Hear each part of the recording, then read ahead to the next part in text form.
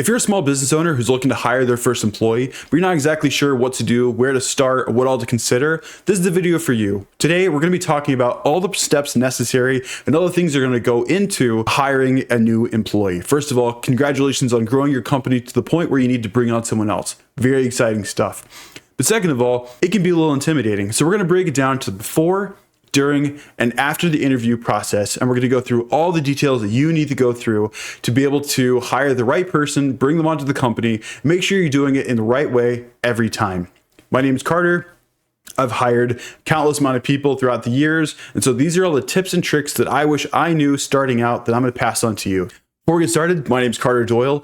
I served in the military for 12 years as an Army infantry officer, got out, started, grew, and sold my own company, and now I help businesses just like yours improve their training systems to see bigger margins faster. If that's something you're interested in, check out the link in the description down below. We'd love to help you out. Now let's get into the video. The big first thing you need is insurance. Be sure to check in your state and local areas to see exactly what you need for your specific industry. It will vary depending industry to industry, so just be sure to check that out. But insurance is always going to be number one if you're going to be bringing other employees onto the company. The next thing is going to be creating the actual job posting itself. Now, this may seem pretty straightforward. You're just going to put, hey, I'm looking for a plumber or a janitor or a carpenter or things like that.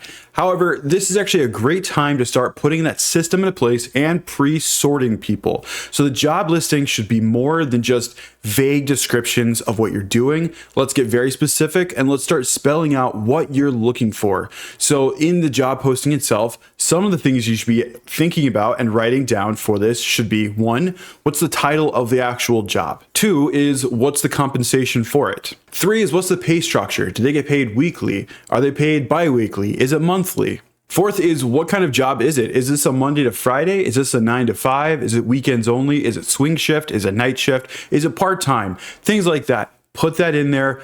Don't wait for them to show up for you to tell them that this is the job listing that they are applying for. So be upfront about all this information. This is going to help pre-filter people who aren't looking for the job that you're offering. Next is going to be credentials, certifications, and accreditations. You want to go ahead and put those in there. If none are required, hey, easy enough. But if they are needed, be sure to spell them out. Don't just put the 3-letter abbreviations. Go ahead and put the exact wording of the certificate or certification or anything like that that's needed. Something else to keep in mind is don't over-credentialize. If it's not needed, then it's not needed. If it's not legally required that they have a certain certificate, then it's always a great thing to have that. But if it's not necessary to do that and you're able to train them on that, then leave it off or put it as a nice to have, not necessarily a must have. We're also going to start looking here at what do the people who are looking for that job value. If you're offering a evening time, part-time position, they're probably going to value flexibility. If you're offering a 9 to 5, Monday through Friday, they probably value stability. Put those in the job description, maybe directly or indirectly, but let's go ahead and call out and specify the things that you're looking for that they also will be looking for. Because again, this is a pre-filtering process. You want to talk to the person you're going to hire, not anyone who'll just show up who saw the listing. So we're going to go ahead and put everything forward, all cards on the table, and say, this is who I'm looking for. This is the position it is, so that when they show up, they're prepared to interview for the job that's listed. The next thing we're going to consider is, where are you actually meeting? Is it going to be in your office or somewhere in public? Pros and cons to both, not necessarily a right or wrong answer.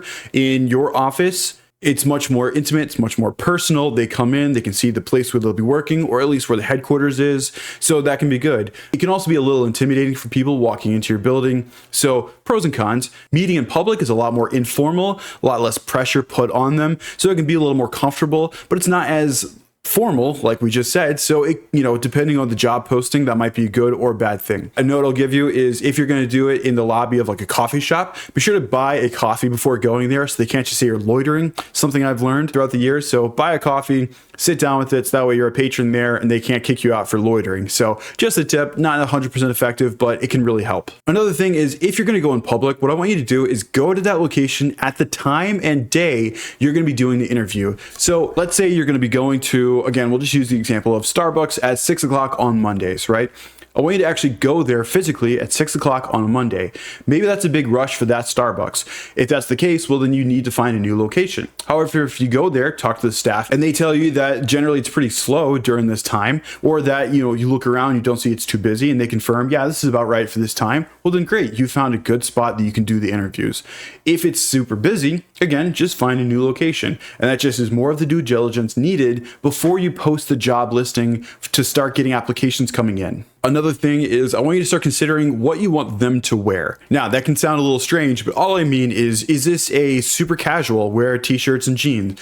Is this a more business setting? So you maybe want them to wear a polo or a button up, or maybe it's like a tie and suit jacket kind of interview, and that's fine. But you want to think about these things. So again, it can go in the job listing so people showing up are more prepared. And again, this can be a qualifier where you say, hey, you need to have a tie for this position. People do not have ties or don't want to wear ties. Well, they're just not going to apply, and boom, there you go. You've pre-screened some of the people that you wouldn't be a good match with, and they wouldn't be a good match with you, so that helps sort people out even more. I want to keep emphasizing this because it's important. You want to pre-screen people before they show up. You want to eliminate as many people from walking in to do the interview as possible before they show up. Not out of meanness, not out of being just rude or picky, but you want the people to walk in for the interview to be the best case match for the job listing that you have. So pre-screening at this stage is highly recommended, and it'll save you a lot of time, effort, bandwidth, and headache later down the road. All right, now we have most of the details ironed out for the actual job posting. So what we're going to do is we're going to figure out the best place to post that job. A lot of people will choose Indeed or LinkedIn. There's nothing wrong with those. However, let's say you have a company that already has a pretty strong social media presence. Hey, there's nothing wrong with just posting directly to that. If you have several thousand people who already follow you on TikTok or X or YouTube, well, then just put something on there saying, I'm looking for applications. Email me here, send your application, or click this link and it'll take you to the job description and see if you can apply. So be sure to think outside of just Indeed or LinkedIn when it comes to finding applicants for your job. The heavy lifting has now been completed, so congratulations. We only have 3 final steps to do. The first final step is going to be, I want you to actually go through, and once the application is live on, for example, Indeed, I want you personally, yes, you, to go in and actually apply for it. What this is going to do is verify that all the settings and notifications and automations and everything else you have on the back end are working properly. So you're going to go in, you're going to fill out the resume portion, you're going to fill out the basic information portion, hit submit. And then you, as the hirer, are going to log in and make sure you received all those notifications. You're going to see that you got the application, you're going to see that you have some basic information, and this is going to help you verify that all your systems are correct. So when people start applying and start showing up, you're not missing anything and that people aren't falling through the cracks. The second thing is, I want you to actually get to know the people who applied. If they submitted a resume, great. Go ahead and look through it. Highlight things you have questions about, highlight things that are concerning or they want to ask or learn more about, so that when they show up, it's a productive conversation. And the third and final thing is, I want you to follow up. Someone applying is not the same as someone showing up to the interview. So when someone applies, I want you a day before to reach out, whether it's an email, a text, phone call, whatever it is, and actually touch base with them and say, hey, just want to make sure you're still going to show up. They're going to say yes or no. If it's a no, great. No harm, no foul, but you didn't waste each other's time. I recommend at least 2 follow-ups, day before, and then probably about 2 to 3 hours before the interview itself, just to make sure, again, that nothing came up, that their babysitter didn't fell through, or they had a doctor's appointment they forgot about. You just really want to make sure that both of you were able to show up and do the interview right then and there. So congratulations, all work prior to the interview itself is now completed. So let's go ahead and switch on to the interview portion itself. Welcome to the day of the interview. Step 1 is relax. You've got this. You're going to do fine. We're going to go through all the steps. By the end of this, you'll feel comfortable.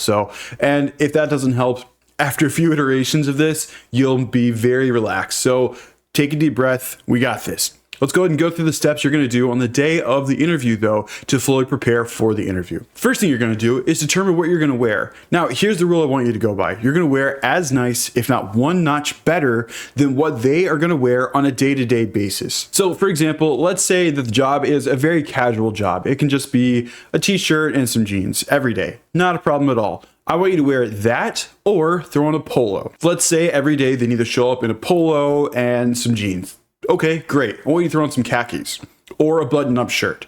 And you can kind of see where I'm going with this. It's just kind of notching up, as good, if not one better. This isn't to look better than them. This isn't to show them up. It's just kind of establish some authority and show yourself presentable, as well as they can kind of see what's expected of them as well. Because if worst case scenario is they show up to work every day looking a little nicer, nothing wrong with that at all. The next rule of thumb I want you to keep in mind is 15 minutes. 15 minutes early is how early you should be showing up before the interview starts. If it starts at 6, you're there at 5:45.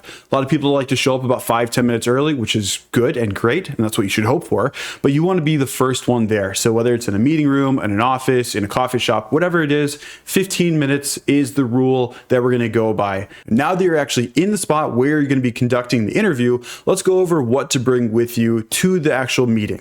The first thing is going to be some kind of note-taking material, and I highly recommend it be physical products. Pen and paper, notepad, pencil, Sharpie and stickers, I don't care, but make it a physical thing. You don't want there to be any perception of you're playing with technology or on your iPad while they're interviewing with you about the job they're interested in. The other thing is going to be a resume, and this one's really optional because let's say that a resume wasn't submitted for the job application, well then, boom, I guess you just only have to bring one thing. So that's simple. But if a resume is submitted, you should specify if they're bringing it or if you're bringing it. If it's them bringing it, easy. Then again, note-taking material, but you've already taken the mental notes and physical notes after looking at their resume about questions you want to ask about them. If you're bringing it, you want to bring a clean copy. If they walk in and see that you have their resume and it's already pre-marked with Sharpies and highlighters and everything else, it just builds some tension. They don't really know what that means. They could take it one of two ways, and you just want to make it very simple. Bring a clean copy of the resume. If you do accidentally bring the marked up version, call that out when they see it, or when you bring it out or anything else. Just tell them, hey, listen, don't be alarmed. I just took some notes. These are things I want to ask about. Not an issue whatsoever. Now, for 1 second, let's go back to the notepad. What should you be taking notes on? Let's go over some do's and don'ts. The don'ts are going to be, don't write down everything they say. First of all, you get carpal tunnel, but second of all, every time they say something and you start scribbling, they're going to just start feeling like it's interrogation, or they have to start watching their words. The do's are going to be write down any additional information that isn't conveyed in the resume that's relevant to the hiring process that's either going to help or hurt their application. Again, you just want to make them aware, hey, just so you know, I'm going to be taking notes while we talk. Don't pay any attention to it. Totally fine. It's just me. Better getting to know you as a candidate. Let's go ahead and move on to when the interview actually starts. You've already seen them. You've already greeted them. So you're sitting down. You're about to start. Who starts talking? How do you start things? Do you just rush into it? Let's go over it. First, I want you to start the conversation off by introducing yourself. Tell them who you are. They don't know. Maybe you're just the hiring manager. Maybe you're the HR, maybe the owner. They're not sure. So introduce yourself, introduce the company, give a quick backstory on the company. Doesn't have to be super detailed, but they should have some idea of the team that they're about to join. Next is I want you to spell out exactly what you're looking for. I want you to tell them, well, I'm looking to hire X. And this is an important aspect. I want you to restate the job that you're hiring for. This may seem obvious to you and it may seem obvious to them, but I still want you to spell it out. So if you're looking for a carpenter, I want you to say, hi, my name's Carter. I'm the owner of the company. We've been around since, 1775, and I'm here to interview you for a full-time 9-to-5, Monday to Friday carpentry position. Sounds repetitive, sounds almost too much, but it puts you both on the same page of saying, yes, I showed up to the right interview and I'm in the right frame of mind to do this interview for this job. Now we're going to move on to the meat and potatoes of the interview itself. The questions in the interview. Now, a lot of people make this very complicated and a lot of people can get very carried away with this, but let's keep it simple. If you need to, think about it like this. If you were hiring someone to teach you how to speak German, what questions would you ask them to make sure they were a good tutor to teach you German? Would you ask about a hypothetical scenario of how they treated a previous employee? Or would you ask them more of like, are you fluent in German? How long have you been teaching? What effectiveness have you had with previous students? So let's not get too crazy when it comes to coming up with questions to make sure that you're hiring the right person. So a good rule of thumb is, are the questions I'm asking revealing qualities, traits, attributes of the kind of person I want to fill this job? Am I asking questions that are getting them to tell me more about themselves and who they are and what work experience or capabilities they have? Or am I more asking for like personality questions and trying to get a good vibe on them? Nothing wrong with vibes, but again, let's stick more to concrete things like their abilities, capabilities, certifications, qualities, past experience, things like that. And something to keep in mind is let's stay away from hypothetical questions. Hypothetical questions are really just as good as their imagination is. It's not actually what they've done in the past or their plans for the future or work experience. It's just how best can I try to read the person interviewing me and give the answer that makes me look best to the person interviewing me. So let's avoid hypothetical questions. Something else to keep in mind is once you've asked the question, give them the canvas and let them paint. Sit back, stop talking, and start taking notes and just listen. If you ask a pretty open-ended question and they just use a few words, that's okay. Write that down. If you ask a pretty narrow question and they give you a big answer, that's great too. Write that down. Write down the relevant information that they've conveyed. Again, don't try to go for every word they've said. You'll get carpal tunnel, you'll lose things. So go for the gist of what they're telling you. Something else is ask them what they're looking for. If they just come back and say, I'm looking for a paycheck, hey, fair enough, that's fine. If they say, I'm looking for stability for my family, if they say they're looking for a career to grow in, again, this is all good information that you should be taking notes on. Again, on a physical media, pen and paper, not on an iPad. Now that the interview is wrapping up, I want you to ask them if they have questions for you. This is a great opportunity for you to test the job posting that you put out to see if there are any big gaps in it that you didn't answer. So if they ask you, hey, so, what days of the week is this job position for? Answer it, obviously, write that down.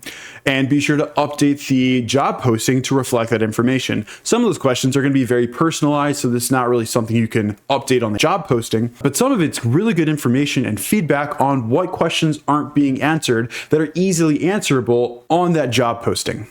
And finally, the last thing I want to touch on for the during the interview portion of this video is how to close out the interview. Sounds pretty simple. You just get up, leave, and go about your day, contemplate whether you want to hire them, and then go from there. We can do better than that though. What I want you to do is I want you to close it out by giving them a time frame of when they'll hear back from you and how they'll hear back from you. So if it takes you about a day or two to go through all the notes you took on their resume and through their application and through their interview, let them know, hey, you'll hear back from me by the end of the week or within 3 days or by the end of the month. Whatever the time frame is, that's fine. Let them know that. And again, let them know the method too. Say, hey, check your inbox. You'll get a response within 72 hours on whether we're going to move forward or not. That's really as simple or as complicated as it needs to be, but let them know a time frame of when they expect to hear back from you. Congratulations, you just finished your first ever interview. That's no small feat, and you should pat yourself on the back. So good job. We're not done yet. We're going to move on to the final section, the after portion. But again, good work, you just finished your first interview. The after portion starts immediately after the interview stops. What you want to do is you want to wait until they leave before you leave. Give them about 5-10 minutes to leave so they can clear out, get out of the parking lot, they can drive off before you leave. You don't want to walk out with them at the same time. It can make things a little awkward, it can be a little strange. So just give them 5-10 minutes after the interview ends to leave the area. During that 5 to 10 minutes, finish your notes. This is the time you write down your thoughts. This is where you can start putting the big X's, the big checks. You can give your initial thoughts, kind of whatever the experience was, the pros, the cons, everything else. They've gone, you still fresh in your head. So write them down right then and there. Don't assume later you're going to remember, especially if you have back-to-back interviews. You want to get those notes down right then on that person. All right, we've waited the 5-10 minutes. They've left. You can get up, you can go off to your other office, you can leave the coffee shop, whatever it is, head back to work. Now's the time while it's still fresh in your brain to make the determination, yes or no. And if you need time, that's not a problem at all. You've already conveyed to them that, hey, it's going to be 72 hours. It's going to be a week before I get back to you. Whatever the time frame is, you have that time to consider if this is the right person for the job you're hiring.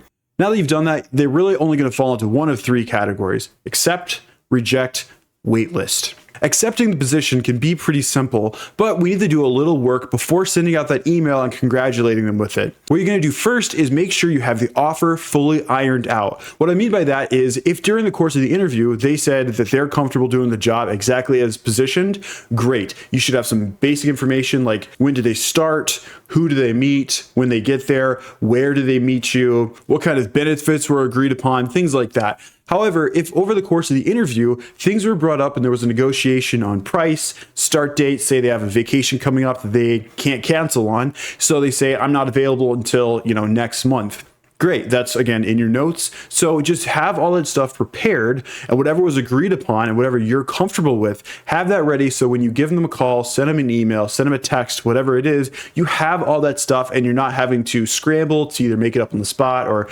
scratch your head or say, hey, you're hired, but let me get back to you on the details. So you want to make sure you have the job offer and package completely prepared to push out to them if you've accepted their application. The next one is rejection. Now, this is never comfortable for you, especially not the first time, and that's fine. The way you can make it pretty comfortable though is just make it as an email. And let's say you're very adverse to confrontation. What you can do is create an email specifically for rejections and just send rejections from that email. So that way any hate mail that comes back to you, they don't have any link to the actual company, and you can just, not check those if you don't want to. Just an option, not necessarily something you have to do, but it can be something if you really don't want to see, any blowback if someone was to have a temper tantrum for not getting accepted for the position. The third is going to be a wait list. Maybe they're a good candidate, but maybe not for the position you're offering right now. Or maybe let's say that you decided you actually didn't need to hire someone right now and you're able to kind of handle it your own, but you've already gone through the interview with them. And so eventually you're going to want to bring them on. And so they're just kind of in a waiting pile until you're able to either bring them on or maybe reject them down the line. What we want to do for all three of these scenarios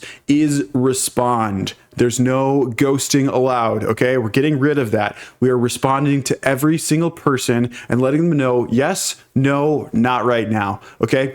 Think about it in this way. If your company was on Google and you had 5 back-to-back bad Google reviews, think about the amount of damage control you would need to go through to let them know, hey, this was just a fluke, or I'm not really sure what's going on, or the amount of hoops you would jump through in order to correct the opinion there is of your company. That's the visible front-facing one that people see. The other side of it is if you are constantly doing interviews and not rejecting them or not getting back to them at all, yes, no, or later, think about it the exact same way. You've just done 5, 6, 15 interviews with people who didn't hear back from you at all. Well, guess what? That's a walking Google review telling other people, hey, that guy, that company, they don't get back to you. They don't talk to you. There's no communication. So think about the links you would go to in order to avoid a bad review of any kind. If someone was to come in and say something about your company to your face, you'd want to let them know there was an issue, but we're going to resolve it or anything else. Or if it's a Google review or anything like that, again, you would go out of your way to make sure that problem got resolved. But a lot of people don't respond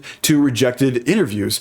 And it's the exact same thing, or you should view it the exact same way, is if people are running around and you are starting to accrue the reputation of someone that doesn't communicate, that gets out and people talk. Also, there's this feature on Indeed for the people who are applying for it. They can rate your interview. And if enough of those stack up saying they never get back to you, you're kind of just shooting yourself in the foot. It's not a good situation. So something to avoid, just get back to them, yes, no, or later. Now, on to the happier side, where you've just done the interview, they passed with flying colors, and you're about to call them and let them know that, hey, we're going to offer you the position. What I first want you to do is when you call them or email them, I want you to ask them if they're still interested in the position. You got to think they're interviewing, so maybe they're the only company they interviewed with, but possibly they interview with a bunch of other people. So before you just come out and say, hey, you're hired, I want you to call and say, hi, I'm me from the interview from last week. Are you still interested in that position? They're going to say yes, or they're going to say no. If they say no, hey, no harm, no foul. You didn't really tell them what the position or what the package was that you're offering them, and that's okay. If and when, because you've gone through the system, they say yes, though, that's when you start giving them the details of the offer that's being given to them. The start date, the start time, who they're going to meet with, where they're going to meet, the pay, the benefits, These are the things that should be presented to them. And again, I would strongly recommend